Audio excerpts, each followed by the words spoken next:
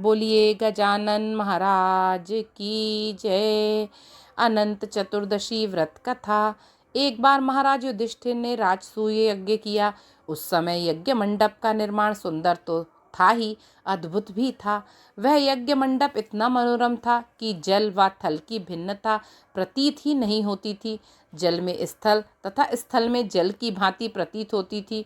बहुत सावधानी करने पर भी बहुत से व्यक्ति उस अद्भुत मंडप में धोखा खा चुके थे। एक बार कहीं से टहलते टहलते दुर्योधन भी उस यज्ञ मंडप में आ गया और एक तालाब को स्थल समझकर उसमें गिर गया। द्रौपदी ने यह देखकर अंधों की संतान अंधी कहकर उनका उपहास किया। इससे दुर्योधन चिढ़ गया। यह बात उसके हृदय में वाण समान लगी।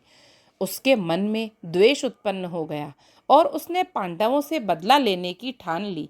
उसके मस्तिष्क में उस अपमान का बदला लेने के लिए विचार उपजने लगे।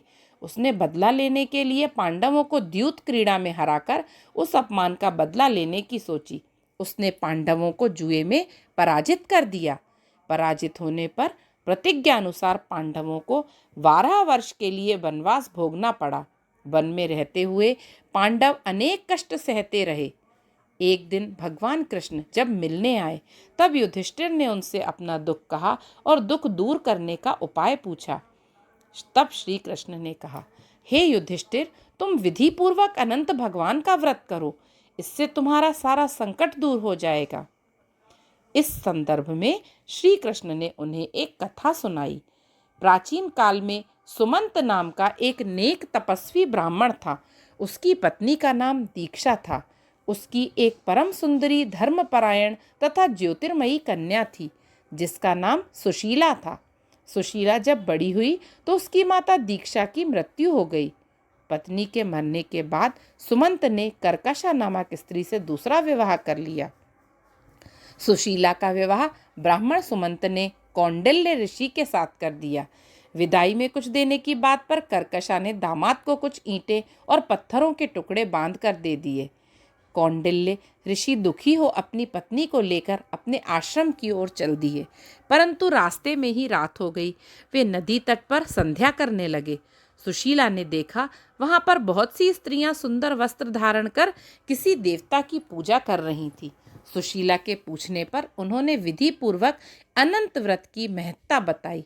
सुशीला ने वहीं उस व्रत का अनुष्ठान किया और 14 गांठों वाला डोरा हाथ में बांधकर ऋषि कौंडिल्य के पास आ गई। कौंडिल्य ने सुशीला के डोरे के बारे में पूछा तो उसने सारी बात बता दी। उन्होंने डोरे को तोड़कर अग्नि में डाल दिया। इससे भगवान अनंत जी का अपमान हुआ। परिणामतः ऋषि कौंडिल्य दुखी रहने लगे। उनकी सारी संपत्ति नष्ट हो गई। इस दरिद्रता का उन्होंने अपनी पत्नी से कारण पूछा तो सुशीला ने अनंत भगवान का डोरा जलाने की बात कही। पश्चाताप करते हुए कौंडिल्य अनंत डोरे की प्राप्ति के लिए वन में चले गए। वन में कई दिनों तक भटकते भटकते निराश होकर एक दिन भूमि पर गिर पड़े। तब अनंत भगवान प्रकट होकर बोले, हे कौंडिल्य, तुमने मेरा तिरस्कार किया था, उसी से तुम्हें इतना कष्ट भोगना पड़ा। तुम दुखी हुए, अब तुमने पश्चाताप किया है, मैं तुमसे प्रसन्न हूँ। अब तुम घर जाकर विधि पूर्वक अनंत व्रत करो। 14 वर्ष पर्यंत व्रत करने से तुम्हारा दुख दूर हो जाएगा। तुम धन्य धान्य से संपन्न हो जाओगे। कौंडिन्य ने वैसा ही किया और उन्हें सारे क्लेशों से मुक्ति मिल गई।